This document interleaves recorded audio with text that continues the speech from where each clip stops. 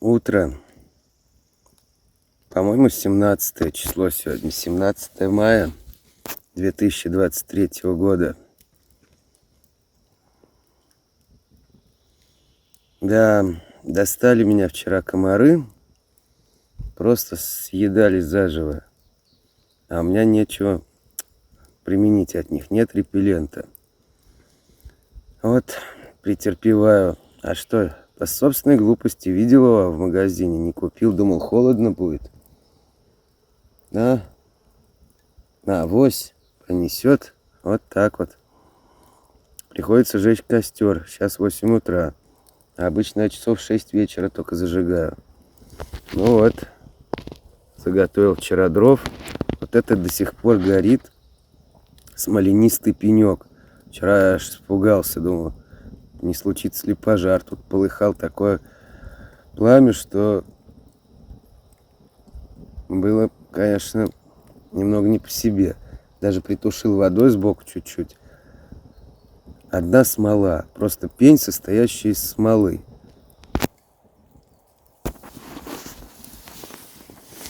А так денек неплохой. Сейчас поставлю заряжаться все. Вчера было пасмурно. Заряжалось оборудование плохо. Довольно тепло ночью, даже жарковато.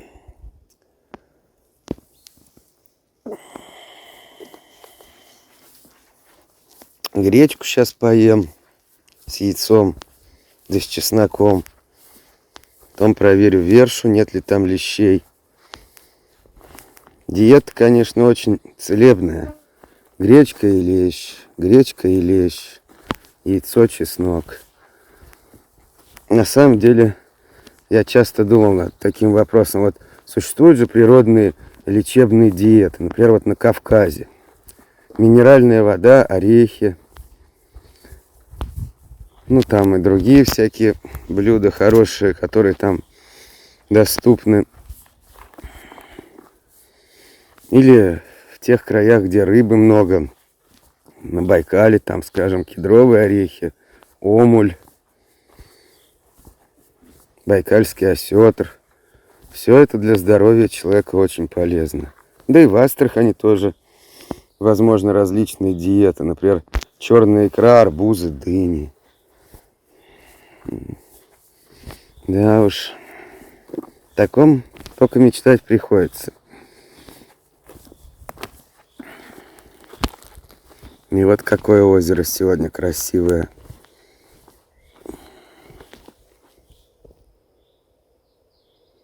Ну, в общем-то, ветра нет сильного. Солнечно. Вчера бобры, как только стемнело, начали тут бесноваться. Тявкали там, что-то своеобразные звуки издавали. Хлопали хвостами, булькали. Тоже их, наверное, комары достают, кто знает. За хвост, за этот кожаный кусают. А вот ландыши.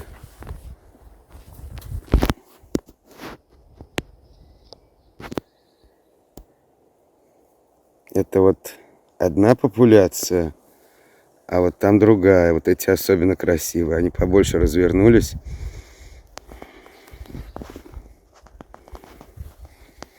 Да, вот весна. Это время, когда можно посмотреть вот такую вот красоту.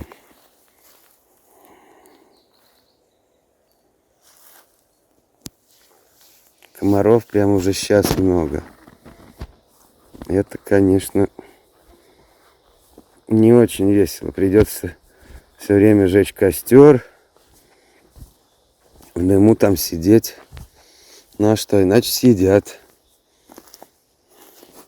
Ну вот такое вот бревно вчера тоже отпилил, притащил. Тут даже проблем не отпилить, а отломать его от лежащей на земле вот этого вот ствола, от сосны этой. Очень сухое, хорошее, качественное бревно такое. Но это еще я порублю с помощью мачете. Вот те уже порубил.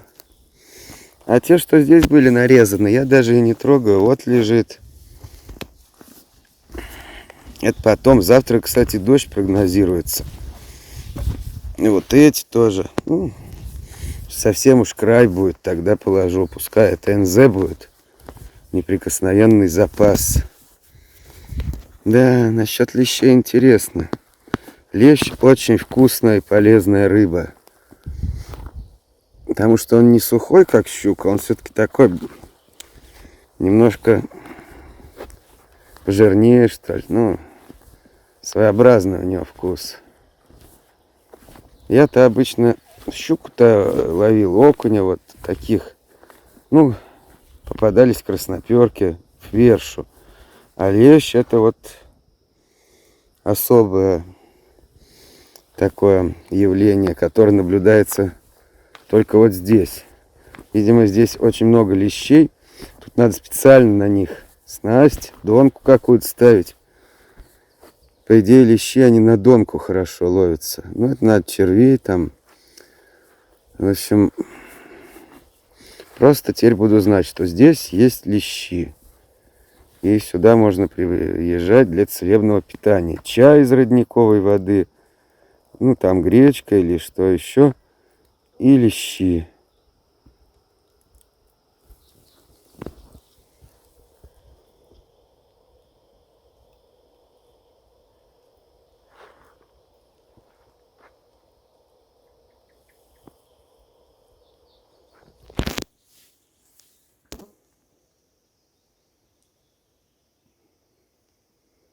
Спальник повесил посушить.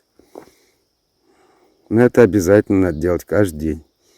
А вот там компот. Сейчас попью компотика. Компот чем хорош, в отличие от чая? Чай, если натощак выпьешь крепкий, мутить будет, тошнить. Потому что там вяжущие есть вещества, танины всякие. Они с желудком так взаимодействуют. Раздражают желудок, когда не поел ничего. Надо хотя бы что-то да съесть. А компот, он и на голодный, так сказать, желудок хорошо идет. Сразу освежает, дает силы. Компот, кстати, тоже относится к лечебной диете наряду с лещами там и другими дарами природы.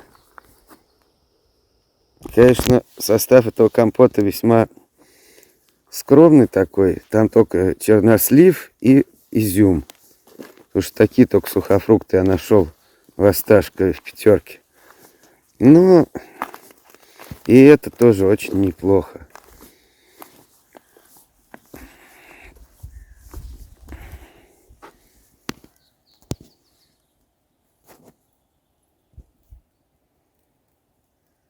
The lodge earlier in the evening, in which a sofa was found on fire. The search for bodies inside the building will also continue. The hostel has been so badly damaged that a thorough examination could take several days. Among its residents were shift workers, the elderly, and former prisoners. Ukraine's First Lady Elena Zelenska is in Seoul, where she's met President Yoon Suk-yeol. She gave a speech asking the world to give Ukraine weapons. Jean Mackenzie has more from Seoul. According to government officials, Ms. Zelenska did not directly ask President Yoon for weapons during their meeting. But in a speech in Seoul this morning, she made an indirect plea. When criminals come in to kill you, humanitarian aid is not enough, she said. First, you need to stop the killers. Mr. Yoon has been invited as an observer to this week's meeting of G7 leaders, where support for Ukraine will be top of the agenda. And South Korea, as a major producer of weapons, could likely make a significant contribution to its war efforts. You're listening to the World News from the BBC. One of the world's biggest car makers has called on the British government to renegotiate part of the Brexit deal to prevent significant job losses in its UK operations. Stellantis, which makes Vauxhall, Peugeot, Citroën and Fiat, says it will struggle to meet Brexit trade rules without incurring European Union import taxes when sourcing electric vehicle car parts, especially batteries. Mike Hawes is from the carmakers lobby group, the SMMT. The battery industry hasn't been able to keep pace with the level of demand for batteries, so there is the real threat of the application of tariffs from the 1st of January next year. Nobody wants it. Governments in the UK, governments in Europe don't want the application of tariffs. The very vehicles that they're trying to encourage the sale of. State media in China say one of the country's fishing vessels has capsized in the Indian Ocean with 39 crew on board. President Xi Jinping has ordered that all efforts be made to search for survivors. Police in Australia say a group of primary school children have suffered serious injuries after a bus crash in Melbourne. 45 students were on board when it was hit by a truck from behind and rolled over. 9 children are receiving emergency assistance. Deep-sea mapping specialists have made a full-size 3D scan of the wreck and debris field of the Titanic to create a digital twin of the ill-fated liner. Mark Stevenson says it could shed light on exactly how the ship sank. We really don't understand the character of the collision with the iceberg. We don't even know if she hit it along the starboard side, as shown in all the movies. She might have grounded on the iceberg. So there's still questions, basic questions that need to be answered in the ship. And this photogrammetry model is one of the first major steps to driving the Titanic story toward evidence-based research and not speculation. BBC News. Thanks for that news and welcome to Newsday. You are with Vic and James. This first half hour we have stories for you from Taiwan, Albania and ChatGPT and the warnings of possible dangers. So we are asking you, yay or nay about AI? Tell us, share your comments with me and James on that and other stories you hear on the program. Our number is +44778620505. Many hospitals are simply out of service. Others Вот гречка на углях разогревается. Добавил туда чесноку, масла сливочного.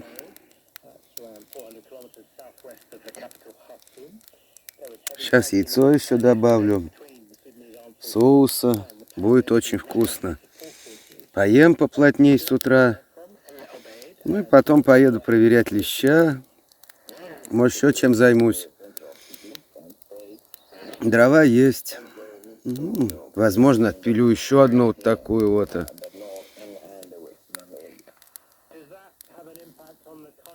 Тут много различных развлечений. Ну вот, гречка, конечно, это великолепная крупа. Очень сытная, вкусная. Не приедается, можно есть ее долго. Я вот уже пачку почти съел гречки.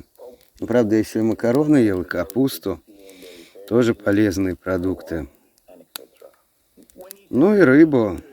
То щуку ел, то вот здесь повезло, лещей ел. Хотелось бы, конечно, еще и другие виды рыб испробовать.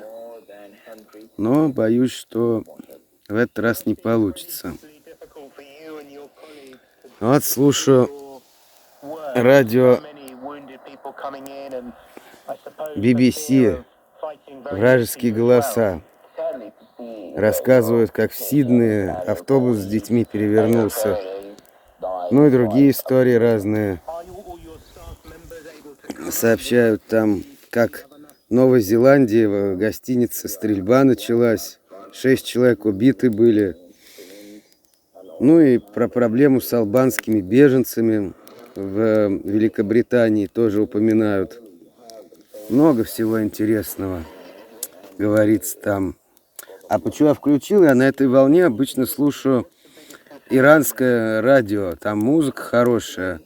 Думал, сейчас музыку послушаю, а там BBC. Ну, что делать? Послушал немного и BBC. Надо же знать, что происходит.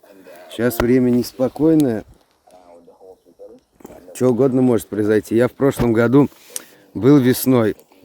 Вообще, однажды очень сильно испугался. Думал, ядерный удар произошел. Грохот такой был. Думал, бросаться что ли на землю или что делать. Потом думаю, да ладно, все равно уж лучше быстро умереть, чем мучиться. Раз уж ядерная война началась, дальше-то жить смысла нет. Вот. А оказалось, это просто самолет сверхзвуковой барьер преодолевает. Тут самолеты летают иногда такие. Вот. А я перепугался, думал, сейчас грипп увижу, сейчас там то все ударная волна придет. Ну как в свое время учили, там гражданская оборона, все такое прочее. Вспышка слева, вспышка справа, вспышка сзади, спереди, там в разных местах вспышки. Вот, как там надо спасаться от оружия массового уничтожения. А сейчас вполне это реально, кто его знает. Я подумал, ну ничего, я, в общем-то, прожил достаточно интересную жизнь, насыщенную. Вот на озере бывал, рыбу ел, лещей. Так что, в общем-то, и если и ядерная война, то не так уж страшно. Вот. Такие были мысли в то время. Конечно, хотелось бы и угря попробовать, и судака, но раз уж суждено, так, то значит суждено.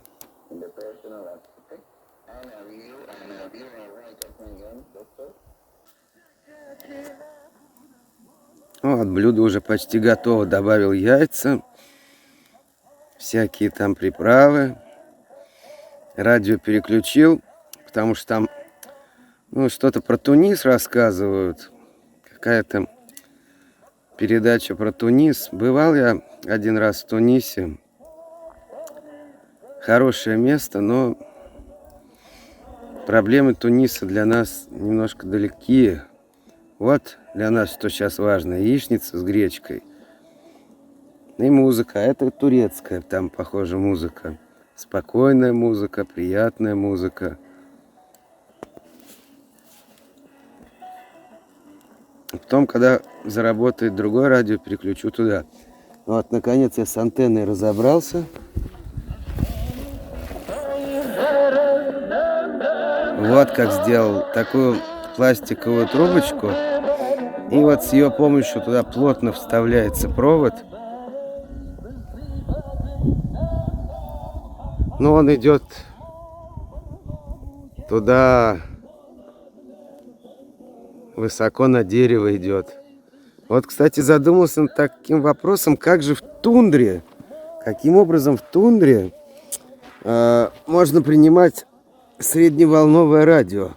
Там же ничего высокого нету, никаких возвышенных вещей, типа деревьев там. Непонятно. То ли нужно делать какой-то раскладной шест, то ли действительно воздушный шар запускать. В Антарктиде там вообще проще. Там просто на лед кладут на этот самый провод и все. Потому что лед-то он, в общем-то, диэлектрик. Толщина льда 3 километра. И это все равно, что антенна на высоте 3 километра будет. То есть, в Антарктиде, мы в Антарктиду вряд ли когда попадем. А вот в тундру попасть запросто можно. Как там радио слушать? Нет, конечно, если речь идет о недобровольном попадании в тундру, там вопрос прослушивания радио отпадет сам по себе.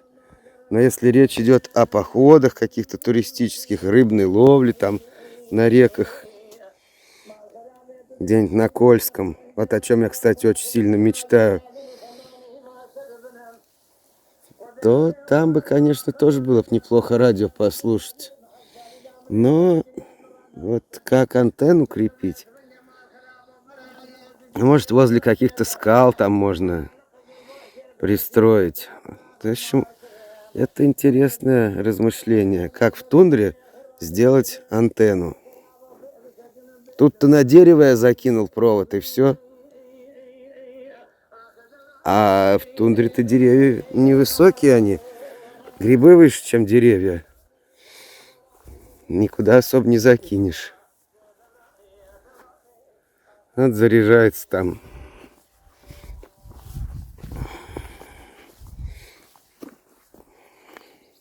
Сегодня чуть посолнечный день. Получше. Да. Сахар у меня там в пакете стоял. Для компота он предназначен. Муравьи наползли. Вот эти насекомые, конечно, Они достают то комары, то муравьи. Хотя на самом деле планета им принадлежит. Мы здесь так, случайность. Вот сосны, насекомые, вот это их планета. Они тут сотни миллионов лет живут. А мы что? Какие-то обезьяны. Мохнатые. Или лысые. По-всякому. Мы тут недолго. Пару миллионов лет всего лишь.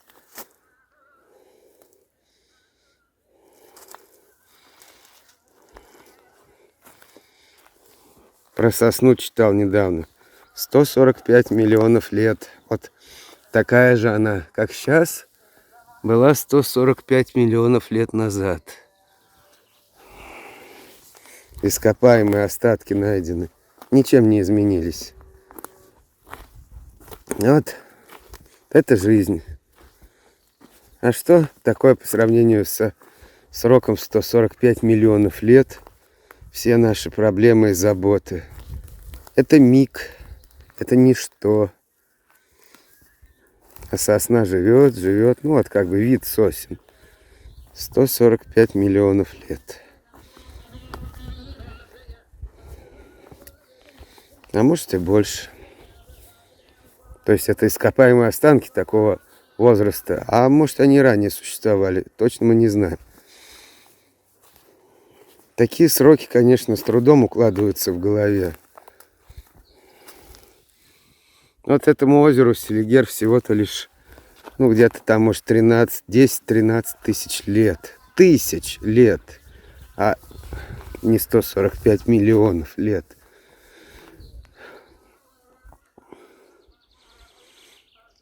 Да, 13 тысяч лет назад здесь был ледник километровой толщины. Никакого озера.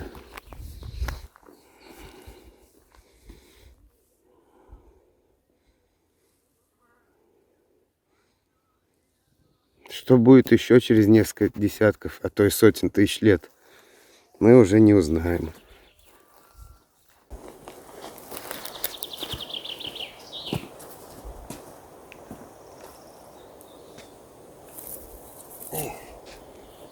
Компот, конечно, это дело хорошее, полезный компот, очень напиток. Но чай тоже необходим, да и газ надо расходовать.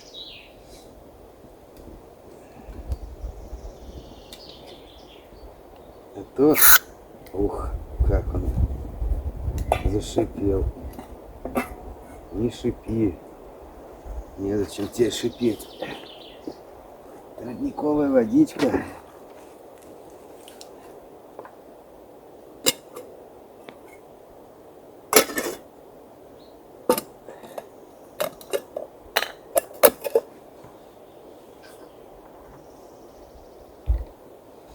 Заварю чайка. Жарище на улице.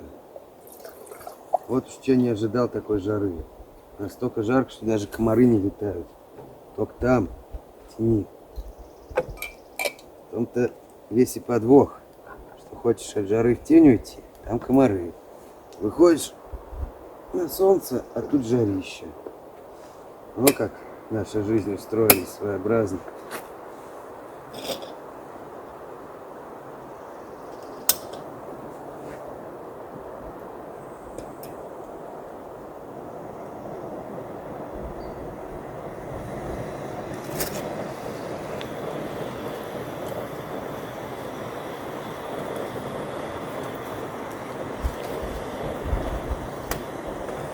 Ветерок есть определенный.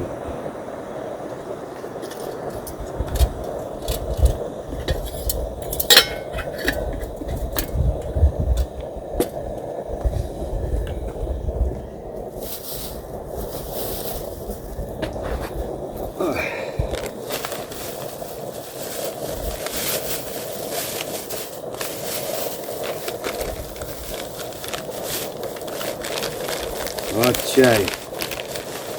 Написано Ташкент. Тозати. Настоящее. Наше старание, ваше наслаждение. Зеленый чай номер 110.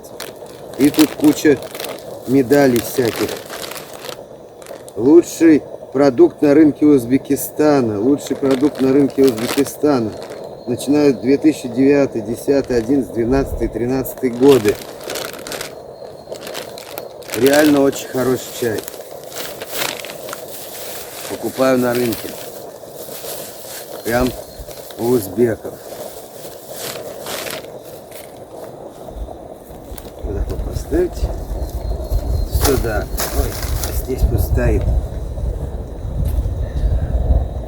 В такую жару непонятно чем заниматься. Наверное, буду стирать носки, а то все что-то откладываю, это затею. Конечно, еще было бы неплохо вообще самому помыться, а то я обтираюсь спиртовыми салфетками. Мыться тут как-то не очень. А вот сейчас жара, можно и помыться. Освобожу котелок, наберу туда родниковой воды, нагрею на костерке. Ну и помоюсь немного. Потому что все-таки мытье необходимо человеку. Много вот вещей, которые человеку необходимы, без которых ему тяжело жить.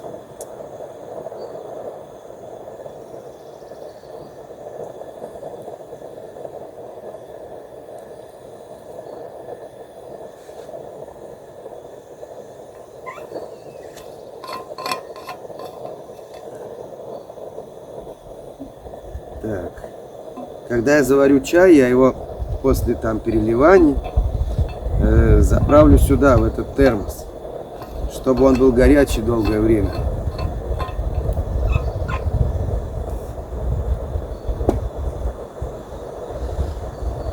Нарубил много веток, по одной подкладываю туда в костер. Ну, он горит тихонечко. А уже 17, по-моему, число, если я не ошибаюсь, 17 мая 2023 года. Так мало осталось. Пролетело это время, как вот больше 10 дней уже. 6 я уехал, 7 уже был на Селигере, то есть 10 дней уже тут. Как вообще, как мгновение. Раз и все. Ну вот бы была бы у меня возможность пожить так вот с начала мая по конец там октября, скажем, тут. Как бы я был счастлив. Перемещался бы, плавал по чуть-чуть, ну заходил бы в деревни какие-то, покупал бы там гречку все, макароны или там капусту. Ну простую еду, мне простому человеку что надо? Масло растительное, да соль. Ух, тут побег происходит. Ух ты.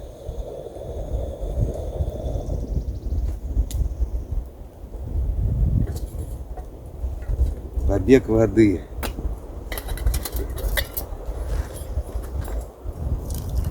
Опа.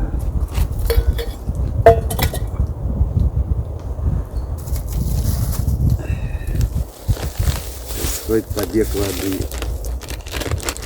Закипела вода и начала убегать.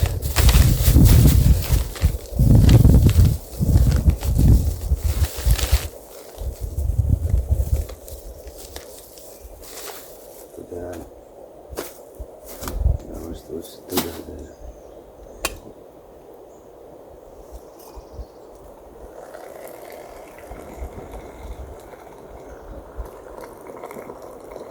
На родниковой воде совершенно особенный чай получается. Очень вкусный, ароматный. На озерный тоже неплохо. Лучше, чем на водопроводный, допустим. Но на родниковый это высший класс. Вкус чая очень сильно зависит от качества воды. Вот такая вода родниковая дает чай наилучший.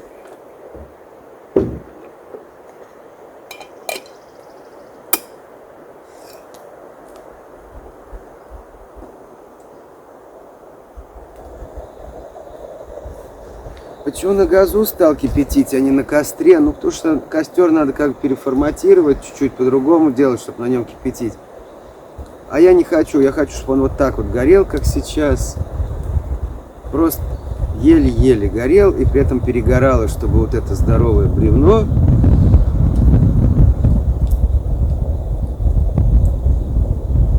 к вечеру, чтобы образовалось два. А я еще схожу, отпилю потом. Мне в радость попилить. Вот пила. Очень хорошая, удобная пила. Вот здесь вот трещина пошла. Я вот так вот выстрогал чуть-чуть ножом, чтобы трещина. Но это я, конечно, все потом переделаю. Тут в ней главное это вот полотно. Оно очень-очень эффективное. Силки пила тоже хороша, но ее как бы портить не хочется. Ее только вот в каких-то особых случаях. А эта пила, она главное, что еще и длинная. Ей можно так вот хоба, хоба. И движение большое совершается. Легкая, удобная, разборная. Очень хорошая пила. Вот сочетание чего? Пилы и мачете.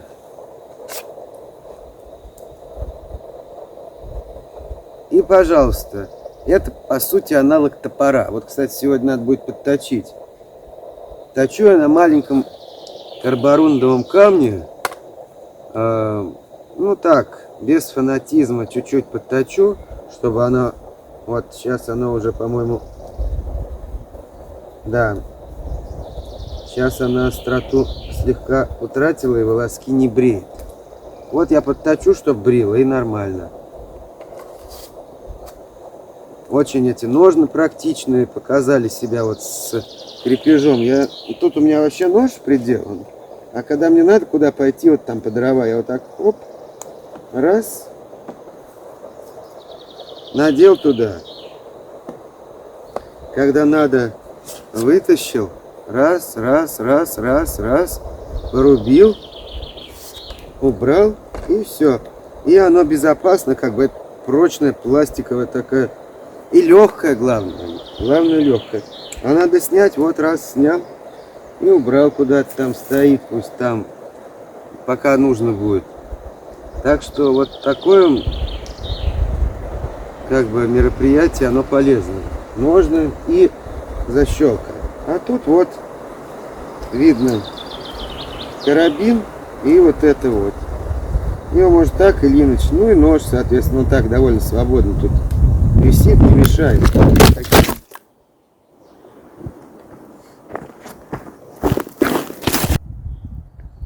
Вот что произошло. Я использовал это бревно в качестве штатива. И порыв ветра съемочное оборудование мое сбросил. Ну, вот такие бывают тут вот порывы. Что поделаешь. Рассказывал, что-то там рассказывал про ножи, про мачете. Но чай хорошо заварил, все, сейчас настоится немного, перелью 3 раза. Потому что это узбекский чай, а узбеки именно как минимум 3 раза переливают чай. Перелью, залью в термос, а в него налил немножко кипяточка, чтобы он там разогрелся. И попью потом чай, полежу на коврике. А потом буду думать, как мыться и носки стирать. Тоже задача непростая.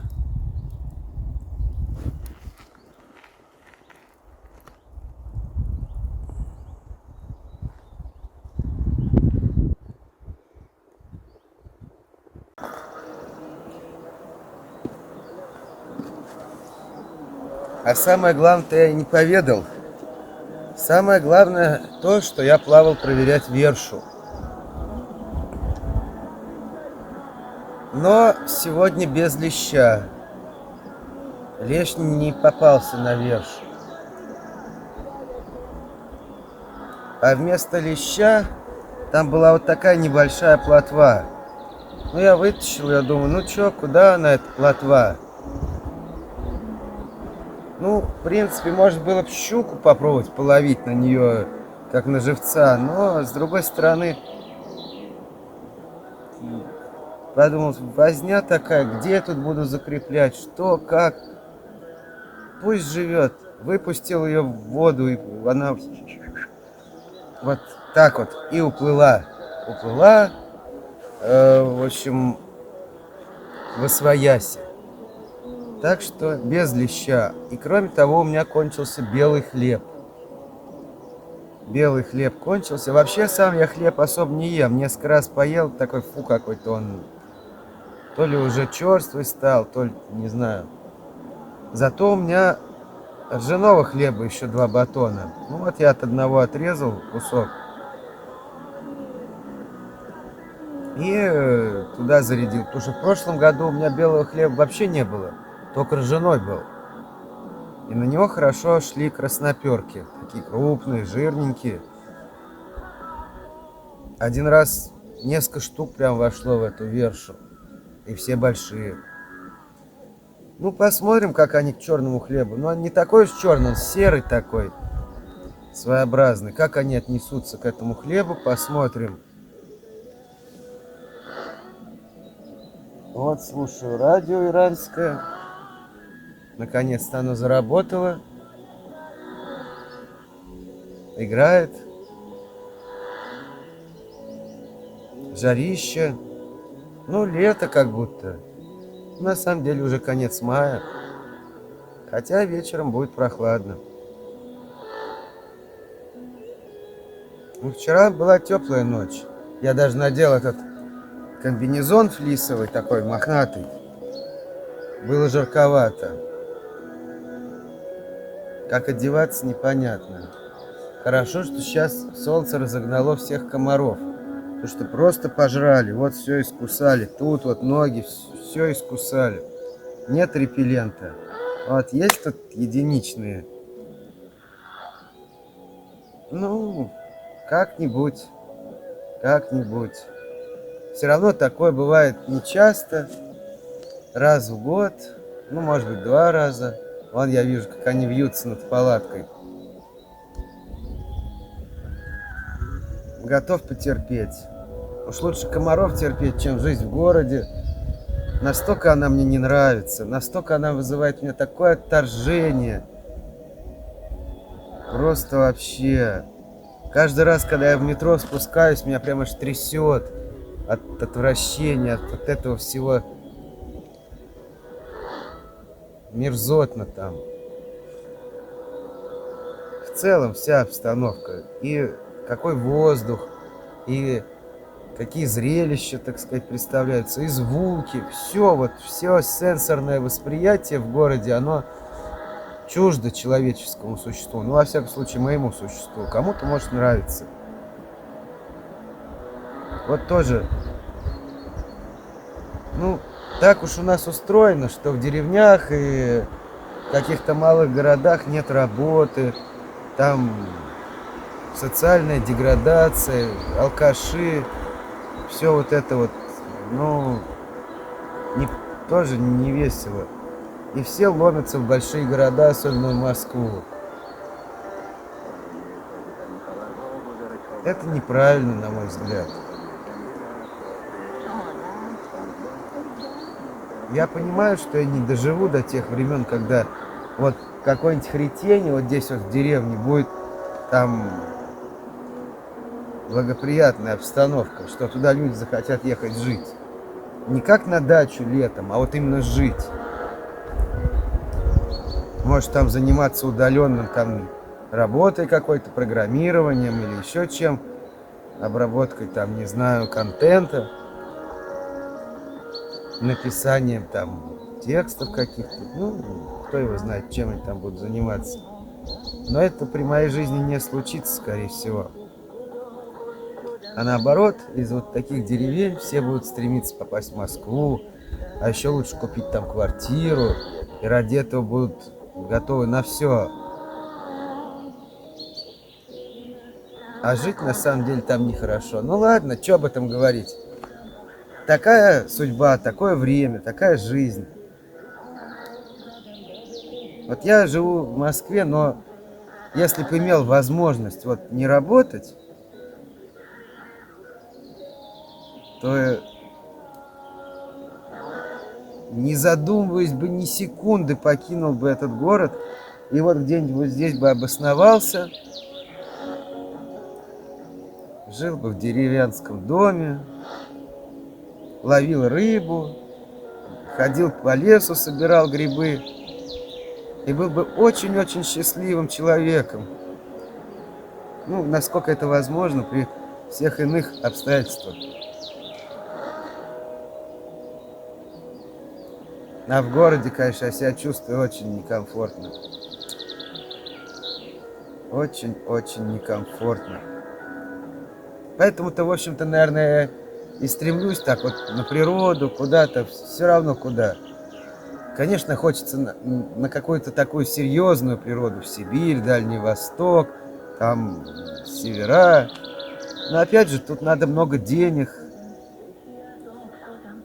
которых тоже не хватает совершенно. Много времени, снаряжение, там вездеходы, вертолеты. Но во всяком случае, даже если обойтись без вездеходов и вертолетов, то нужно время. На 2 недели ехать куда-то там в такие дальние края бессмысленно. Только туда приедешь и уже обратно уезжать. Нет. Поэтому вот выбор такой. Вот поблизости тут ехать сюда меньше суток. То есть я 6 числа вечером в 2 часа ночи сел на поезд. И на следующий день в час или в 2, там во сколько уже был на берегу Селигера. Ну еще там сколько-то времени, час, там полтора проплыл, и я уже на острове. Вот, то есть это не так далеко. К сожалению, поезд прямой, он только в летнее время ходит. И приходится в Балагом там бегать, перебегать с одной платформы на другую с тяжелым грузом. Но я даже готов и это потерпеть, бог с ним. Лишь бы оказаться вот здесь вот.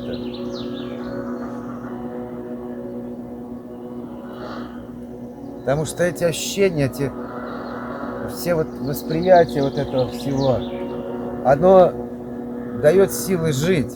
Потому что там так вот, прямо скажем, такое дерьмо там в этом городе. Это в целом мерзко. Постоянный рев, гул. Какие-то, идешь в метро, там какие-то люди жуткие. Все это вот запахи вот эти, ой. Вот, кстати, моторка едет там. А говорят, запретили моторки, нифига. Вот, в общем, повторяться не буду. Короче, город мне не нравится. Какие театры там и кинотеатры в гробу я их видал. Ничего там интересного. Тем более современное искусство, все эти театралы, они все повернутые. Повернутые они. У них всякие там отклонения, кокаин нюхают.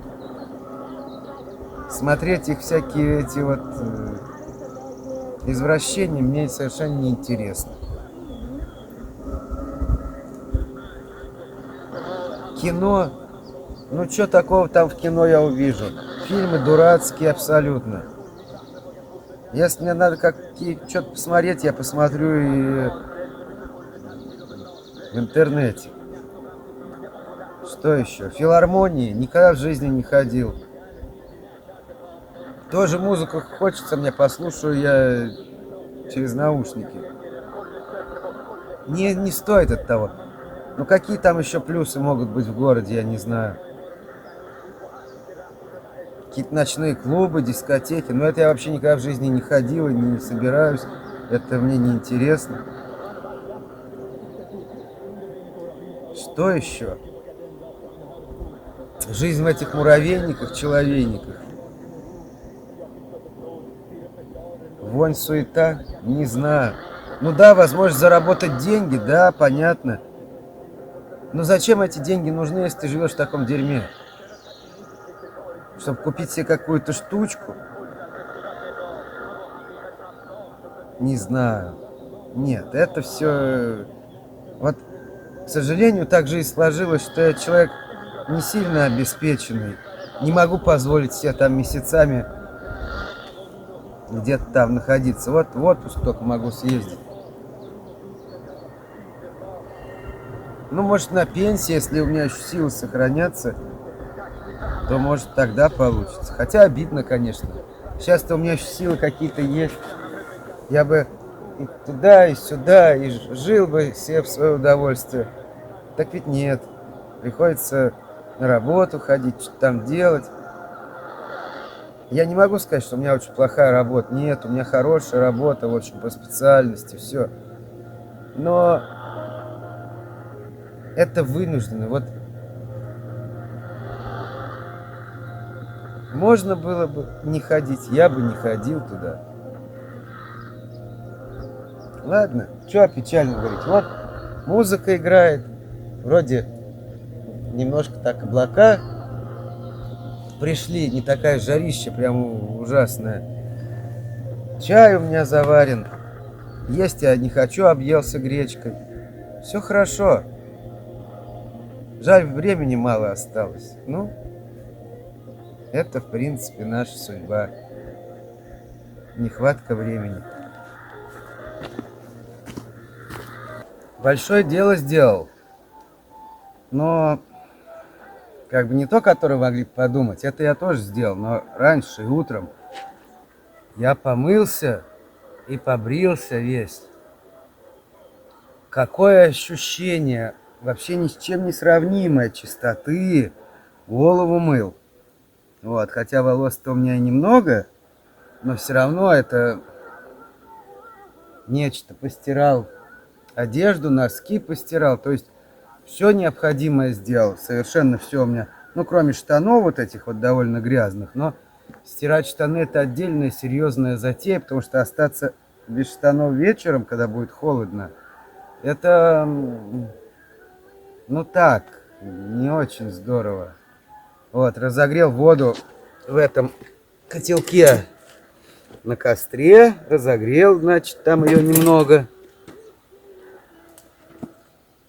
Мыло взял, полотенце, вот, ну и помылся. Вот, тут начинается это все дымление. Ой, свежую одел футболку, трусы, носки. Просто кайф.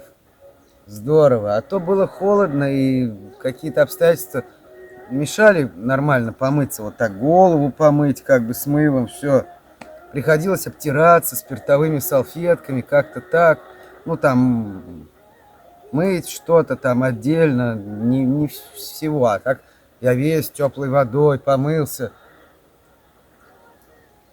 Великолепно. Вот, и сейчас с ощущением чистоты задумал заняться приготовлением деликатеса. Вот там вот растут строчки около родника.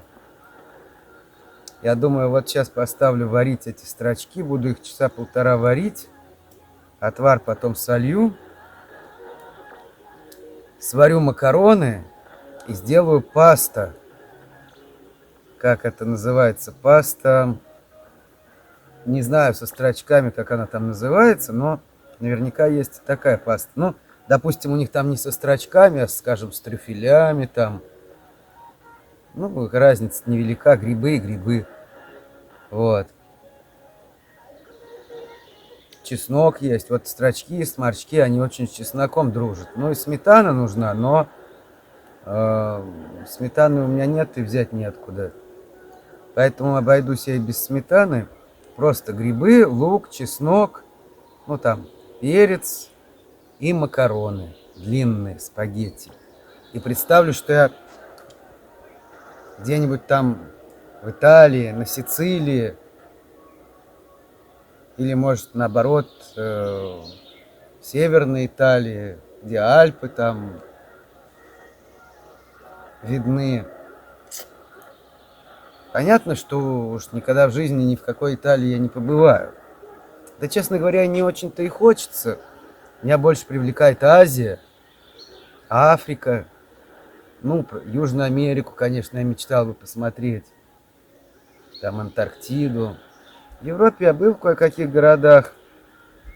Ну, ничего особенного. Города и города, как у нас города. Ну, конечно, там Париж, там я был, например, в Праге. еще там где-то в Вене был. Ну, хорошие города, но ничего особенного. Из этого всего мне больше понравилась Прага и Париж. Вена так себе.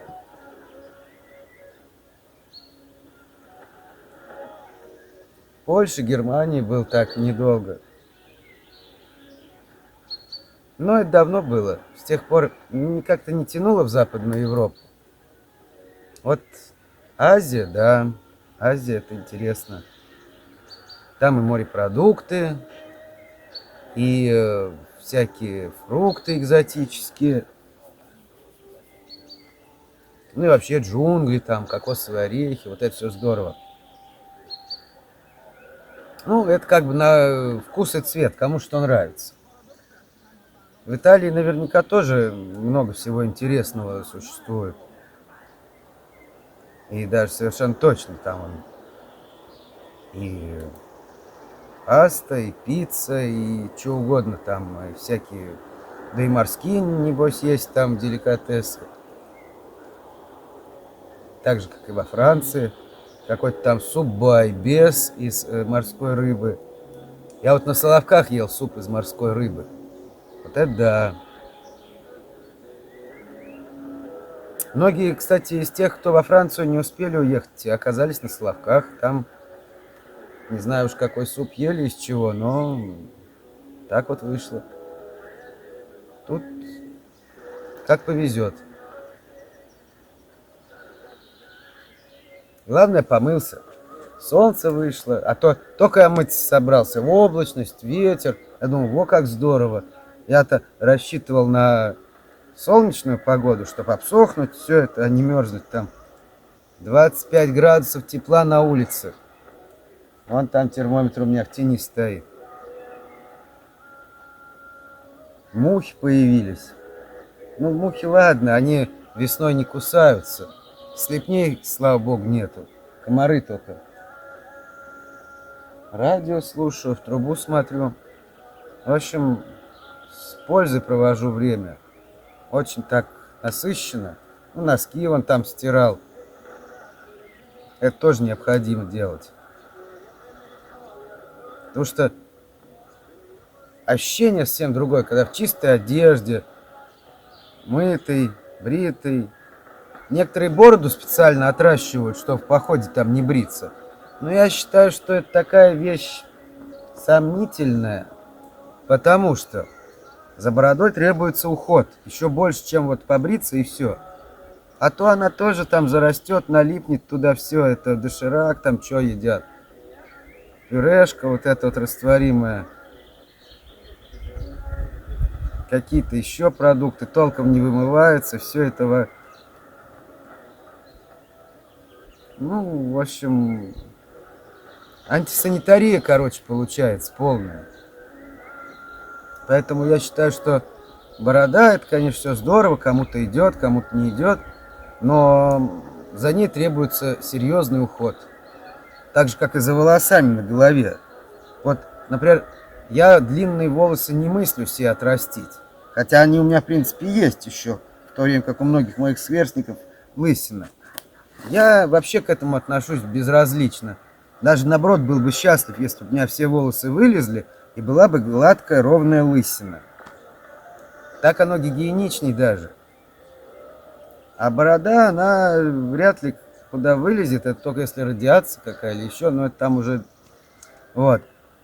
Поэтому либо надо совсем небольшую бороду иметь, чтобы ее как следует промывать мылом там. А если уж такая борода, то за ней требуется серьезный уход. Либо заплетать там в косички, как пираты делали. Не знаю. У меня такой не было. Я однажды отрастил небольшую бороду. Ну, в принципе, нормально. Ну, какой-то дискомфорт все-таки. Вот ешь, там что-то прилипает. Ну, такая какая-то вот... Мне не понравилось, в общем. Ну, может, пройдет время, я переменю свое решение. Я отращу бороду такую большую. Может и малую, не знаю уж, как выйдет. Но пока я об этом не думаю. Мне больше так нравится. Потому что во главу угла я все-таки ставлю гигиену, чистоту. Чтобы нигде ничего не прилипло, ничего не завоняло. Вот. Поэтому лучше без волос. Буддистские монахи, они все волосы брили на теле, все абсолютно. А даже порой и не брили, а выщипывали. Ну, может, только бровь там оставляли, да и то. Ну, считалось, что это все эти волосы, они привлекают к себе, ну, какие-то силы, мешающие просветлению.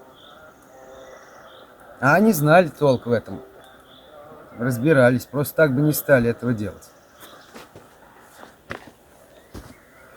شمایی نیستید ولی دوست دارید با ما در تماس باشید از طریق شماره پیامگیر 2042 022 112 41 14 برای ما پیام بگذارید.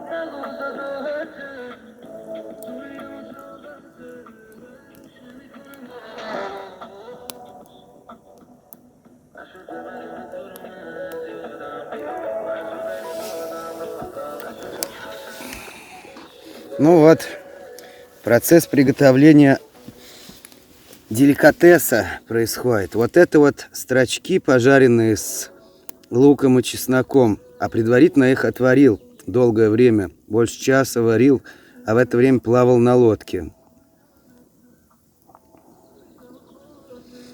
Ну а тут будут макароны вариться.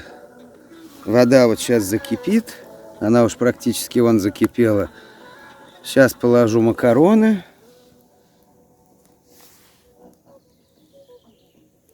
Шебекинские. Прикольные макароны. Номер 002. Проверено раскачеством. Прям как изделие номер 2, проверено электроникой. Так что, видимо, дизайнеры тут были те еще шутники. И будет у меня паста сморчковая, строчковая. Нарубил тут веток и вот так вот готовлю на них. Это те, что вчера я притащил. А это вот бревно, которое я пилил.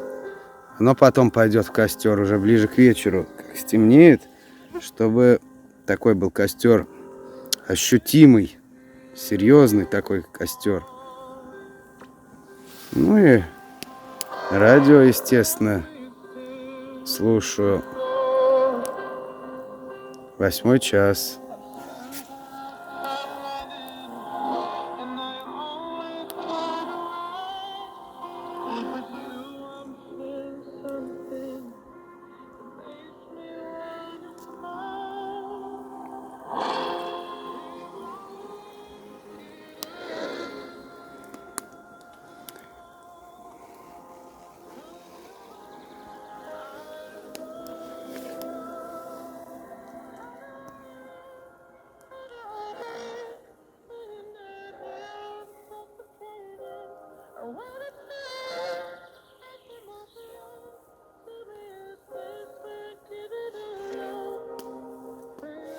Завтра дождь прогнозируется.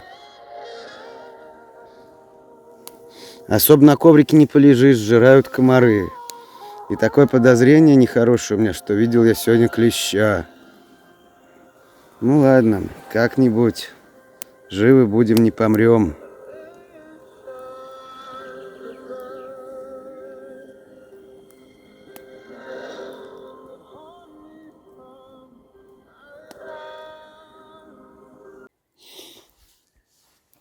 Ну и вот, что имеем в конечном итоге. Паста тартюфо, или как там с трюфелями называется. Здесь не трюфеля, а сморчки, строчки, но все равно. Попробовал сейчас немного, очень вкусное. Буду есть. Буду есть. С чесночком, с перцем красным, с обжаренными грибами и луком. Так что макароны тоже могут быть очень вкусны, если их приготовить соответствующим образом. Ну вот, что получается. Макароны с грибами, паста тартюфо, или как с трюфелями, типа. Но на самом деле не с трюфелями, а со строчками, с чесноком, с жареным луком. Чеснок там и свежий, и жареный, перец красный, перец черный, перец душистый. Все там есть. Макароны после того, как сварены, еще слегка обжарены вместе с чесночком. Вот все это позволило сделать костер. Всего-то лишь вот такой костер.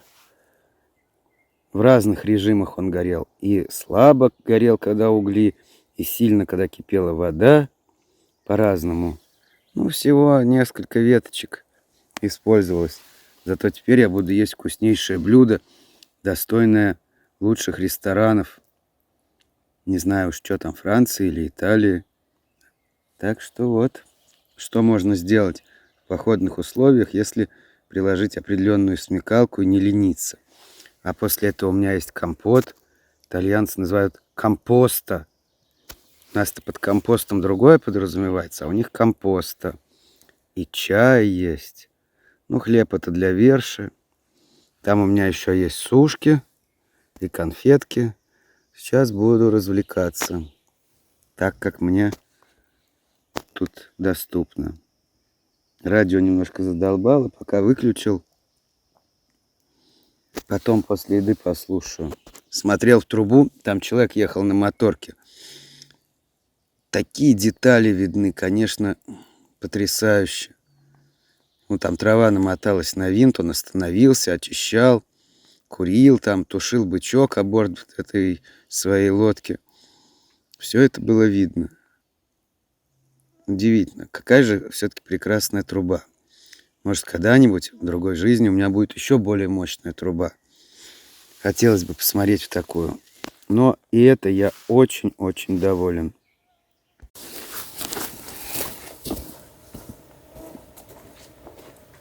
Эх, ну вот, практически все дела сделаны. Пришлось прибегнуть к серьезным средствам защитным. Надеть накомарник. Потому что комаров что-то просто жуткое, дикое количество комаров. Перчатки, вот даже туда он залез. Каким-то образом, вот там вот, видимо. Вот, перчатки вот эти рыболовные пришлось надеть. Но единственное, где они жалят, это вот здесь вот немного. Но и то, как бы, если вот так опустить штаны, то практически этого нет. Сходил сейчас за водой. Там вообще просто кошмар, сколько этих комаров. Ну, в накомарнике абсолютно все равно. Вот. Давно он у меня, но как-то я им особо не пользовался, этим накомарником. А вещь хорошая, удобная. Вот. Это не то, что репеллент, который кончается. На комарник он не кончается. Ну и вот что я сделал сегодня. Великие дела сделал. Помылся, побрился. Приготовил строчки с макаронами. Такую пасту в итальянском стиле, как будто бы с трюфелями. Плавал на лодке. Пытался ловить опять на спиннинг. Ничего. Как будто здесь вот хищной рыбы нет вообще. Ну, может, просто я не знаю, или не в то время, или как не везет. Трудно сказать, в общем.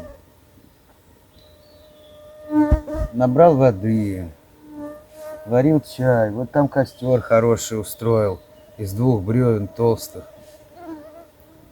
Завтра прогнозируется дождь.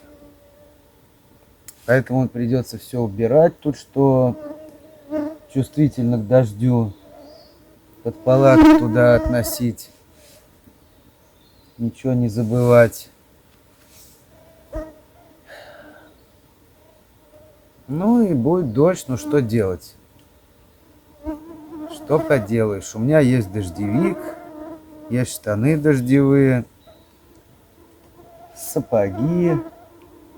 Бересту тоже туда уберу под палатку, разведу костерок. Но у меня, в принципе, даже тент есть для дождя, зеленый такой. Но не вижу пока смысла в этом.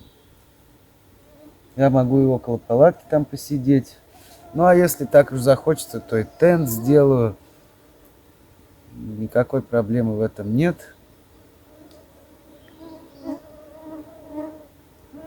Конечно, комары, да. Потому что тут камыши, они там роятся в этих камышах, плодятся. Как если тихо стоишь, я такой у-у-у-у. Ну и видно, тут их просто вот тучи, как бы комаров. Ну, с другой стороны, хорошо. Народ не пойдет в лес. Ну, здесь такое место, что вряд ли сюда кто дойдет. Хотя, в общем-то, отсюда до второй стоянки знаменитой по прямой где-то 2 километра всего. Ну, я не знаю, можно ли там по прямой пройти, потому что там болото есть. Возможно, надо через деревню вот так обходить. Ну, может, километров 5 будет. Ну, может, чуть более там, если по дорогам идти. Но дойти до туда вполне реально. Весь остров, на котором я нахожусь, он 5 на 6 километров. То есть в длину 6, там в ширину 5. Не такой уж огромный остров. То есть тут не потеряешься. Хотя на самом деле рельеф труднопроходимый, такой пересеченный. Болото, заросли там всякие. Надо знать, как, куда идти, чего. Потому что вот напрямую не факт, что вот так пройдешь. Я не пробовал, не знаю. И не буду, скорее всего, пробовать. Мачете очень помогает. Вот эти ветки сосновые, сухие, твердые, вообще как камень. Чпок, чпок, чпок, чпок. Вот сейчас займусь заточкой мачете, ножа. Ну, там раз в несколько дней их надо чуть-чуть подзаточить. Рубит и так прекрасно. И режет все. Но приятнее, когда оно прям очень острое. Маленький брусочек у меня есть. Смочу водичкой, вжик-вжик. 5 минут и все готово. Так что вот комбинация. Пила лучковая. Это как бы основная такая пила. Рабочая пила. Пила силки для всяких тонких работ, скажем, снизу бревно подпилить, ну или не очень там толстое, вот такое вот перепилить как бы просто сходу. Это вот силки.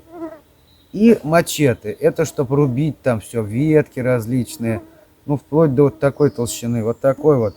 Можно рубить спокойно, сухие. Ну то есть топор вообще без надобности. Единственное, конечно, раскалывать им вот так вот, батонить, что называется, нехорошо. Потому что это лезвие узкое, 2 миллиметра толщиной. Оно просто туда входит, но ну как бы не расталкивает. То есть для этого, да, топор лучше. Или какой-то такой нож, у которого более выражена вот эта клиновидность. А так, для вот этих всех дел, вон кучу дров, 3 минуты. 3 минуты я рубил, и образовалась куча дров. Даже пилой это было бы гораздо дольше. Пила может потребоваться для того, чтобы вырезать что-то аккуратно, вот как-то вот, как если надо, ровненько, для каких-то целей. Я не говорю, пила всякая нужна, и вот это, то есть по степени грубости как бы работа идет так. Мачете на первом месте, это очень грубая работа, то есть это просто перерубить и сломать. Потом дальше идет лучковая пила. Она груба в том смысле, что сам срез у нее может идти не совсем ровно. Но опять же, если приноровиться и следить за положением полотна, можно практически ровно отрезать. Я вот эту ровно отрезал так, что бревно стоит, то есть перпендикулярно. Силки — это идеально ровная, абсолютный контроль как бы надо всем. Но она потолще как бы, чем лучковая. Ну, я бы сказал, что они приблизительно схожи по своей производительности, но лучковая длиннее. Поэтому как вот такие движения ей делать лучше, чем силки, только на себя. А это и вперед, и туда. В общем, то есть надо иметь все три компонента. И силки, и лучковую, и мачете. Тогда с дровами no problem, no problem. Везде, в любом месте. Ну и вообще просто удобно. Захотел ветку какую-нибудь отрубить, топором фиг отрубишь гибкую ветку. А этой хоп, раз и все. Рыбу ту же самую. Ну, допустим, я бы ее топором рубил. Что бы там было? Ну, все бы там замялось. А мачете, оно... У нас-то нет такого подразделения. А в английском языке есть chopping tool и slashing tool. То есть chop — это вот рубящие как бы инструменты. А slashing — это который как бы как срезающий. То есть рассекающий. Вот это мачете — это slashing tool. Оно именно рассекает. То есть, например, рыбу можно рассечь так, что она прям будет ровная, такие кусочки нисколько не замятые. То есть для этого тоже пригодно. Вот. То есть день сегодня прошел хорошо, насыщенно. Ну, носки я там прополоскал. Правда, поздновато, они, может, конечно, не высохнут. Ну, хоть как-то там немного. Привел себя в порядок, побрился, помылся, одежду постирал. Приготовил великолепный деликатес из строчков. Слушал радио, смотрел в трубу. Ну, жгу костер. Пью чай, пью компот. Ну, что еще можно желать? Что? Я не знаю. Не, ну, конечно, поймать хорошую рыбу, там, типа судака или угря. Ну, или даже щуку большую, допустим. Не знаю, найти еще сморчков, там... Что еще? Увидеть какое-нибудь животное, ну, безопасное желательно. Птицу какую-нибудь. Ой, таких я тут видел птиц, хищные птицы, всякие орлы. Мне кажется, даже с белым хвостом видел. И вчера видел аиста. Черных журавлей видел. К сожалению, все это снять не получилось. Но хоть увидел, и то, слава богу. Катался на лодке. Такой сегодня поехал на лодке. А там ветер поднялся, волны. И вот так вот качает. Ну, а я спиннинг закидываю. В общем, час целый там плавал. Вышел на берег и чувствую, я вот сижу тут, и меня как качает. Уже вот это вот укачивание, как бы, оно так вот въелось. Прикольное ощущение. Ну, у меня нет морской болезни. Не тошнит. Вот в детстве, да, было, я помню, на самолете. Меня тошнило и на кораблях на всяких. В то время такие были речные кораблики. Ох, как меня там тошнило. Эх. Но это все давным-давно прошло. Вон таблетки Айрон мне давали. Специально от тошноты. Я бы с удовольствием вернулся бы туда. Пусть даже тошнит. Но чтобы это все увидеть снова. Мне доводилось летать на самолете Ил-86. Вот мне очень он запомнился. Ну, конечно, на Ту-154 тоже. На Ан-24 летал. На каких только не летал.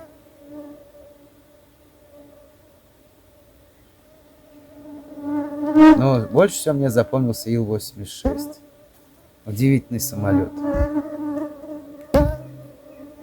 У него в спинку сиденья, то есть обычно в самолете сверху вот эти вот, ну, отверстия, которые воздух подают. А у этого еще было в спинке сиденья, которое, ну, перед пассажиром находится. Переднее, перед ним, которое. Вот там тоже было встроено. Вот это здорово.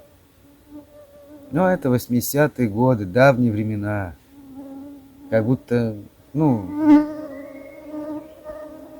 на другой планете это все было. Мы жили тогда на планете иной. Стихи такие есть.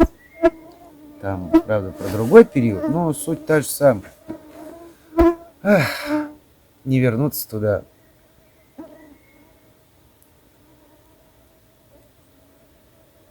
И вот вкус тех продуктов. Да, я понимаю многих людей, которые ностальгируют по тем временам, но они почему-то отождествляют вот это вот, ну, как бы общественный там строй или режим, как угодно можно назвать. И вот то время, те продукты, пломбир, там еще газировку, буратино, вот эти автоматы, которые мне, кстати, тоже очень нравились. С сиропом, без сиропа. Это разные вещи. Это, на мой взгляд, да, можно скучать по пломбиру, там, по газировке, но зачем это объединять с какими-то политическими вопросами? Тут такой связи нет. Ну да ладно, что об этом говорить? Все равно туда вернуться невозможно. И какие-то попытки сделать суррогаты того времени, они просто смешны и глупые. Нет, невозможно никакого возвращения. Может быть, есть смысл смотреть вперед, к чему-то лучшему идти, опираясь на то хорошее, что было раньше, на какие-то добрые там воспоминания, а не пятиться, как бы, не знаю. Но это все очень сложно. Все это очень сложно. Не, ну, конечно, многие люди, ну, да ладно, не буду об этом говорить, про все эти квартиры, которые вожделеют там все бесплатно получить. Верят, что там бесплатно квартиры, там нет, все это не так просто.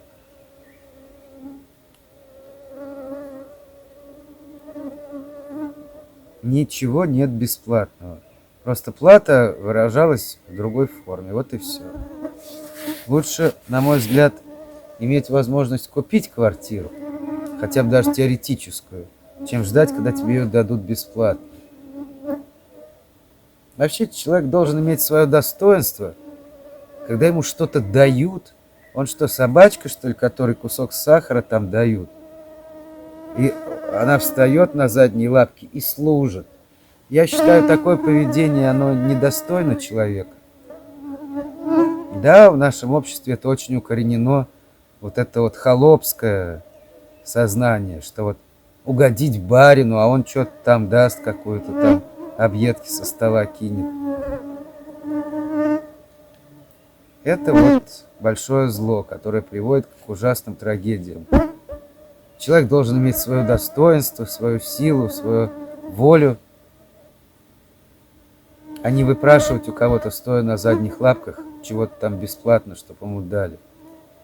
Должен трудиться, работать, учиться, получать знания какие-то, применять их на практике, так, чтобы это было полезно людям, чтобы люди как бы тоже получали от него какую-то пользу, и тогда он, естественно, может что-то заработать и купить себе, что хочет, квартиру, машину, там, все что угодно. Я вот сторонник такого подхода, а не то, что ждать, когда тебе кто-то добрый, там, дядя даст.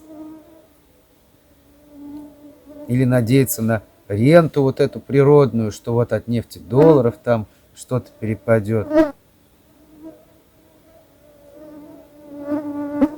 Считаю это неправильно. Просто, ну, как бы принципиально неправильно. можешь заметить, что лучше всего и как бы развитие всех те страны, у которых как раз очень плохо со всякими ресурсами. Вот, пожалуйста, Япония, ничего в ней нет. Вот эта вот штука, она весит 1 килограмм. А стоит она изрядно и как бы на вес. Намного дороже, чем 1 килограмм нефти или 1 килограмм металла и стекла, который в ней. Вся цена в ней – это ум и мастерство людей, которые смогли это сделать, рассчитать, выточить эти линзы, сделать корпус, там сделать все вот изделие это. И оно реально работает. Оно не просто там самое лучшее в мире, потому что так о нем кто-то сказал. Нет, это реально работающее устройство, которое независимым образом можно оценить как весьма и весьма хорошее. Вот так и мы. Мы должны не то что гордиться, что вот мы самые, раз самые. Нет, надо сделать что-нибудь. Вот сделайте там, не знаю, объектив, телевизор, сделайте там машину, телефон, и тогда гордитесь. А не просто, а вот так, что вот мы вот такие прекрасные. Нет. Сначала учитесь долго и упорно. До песка в глазах там сидите, читайте книжки. Потом думайте головой, как, что сделать. Потом что-то изобретайте, создавайте. А не просто там пиво, там водку пить, еще там чего-то. Вот. А потом уже говорите, да, мы вот великие, мы сделали вот то-то и то-то. И поэтому мы великие. А не просто так вот от балды. Ладно, все это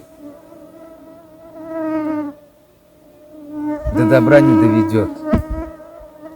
Комары вот летают. И майские жуки, кстати. Наблюдал, как майские жуки из земли выходят. Удивительное зрелище.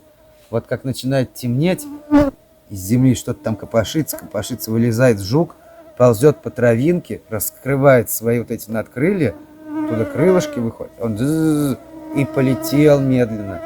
И там, и вот они летают. И когда начинается лед этих жуков, как-то меньше становится сразу комаров. Наверное, у них какие-то там периоды. Вот в эти комары активны, потом жуки. У комаров, вот как бы они сейчас... У нас сколько там? 21, 22. Ну, 9:30. Но они часов до 10 еще полютуют, потом прекратятся. А потом они где-то около 0 часов выйдут ненадолго, прям очень злые. И к часу ночи их вообще нет ни одного. Вот я заметил закономерность. Вообще это... Мы плохо знаем нашу природу. Как, чего, комары, жуки. Очень мало мы об этом знаем. Какова их жизнь, каков цикл их жизни, что они делают. Мы знаем, что они кусаются, да. А в целом так вот мало чего о них знаем. Ладно, буду готовить чай, отдыхать, в накомарнике сидеть, смотреть на красоту, готовиться к дождю, убирать все вещи. Ну и думать о чем-нибудь своем.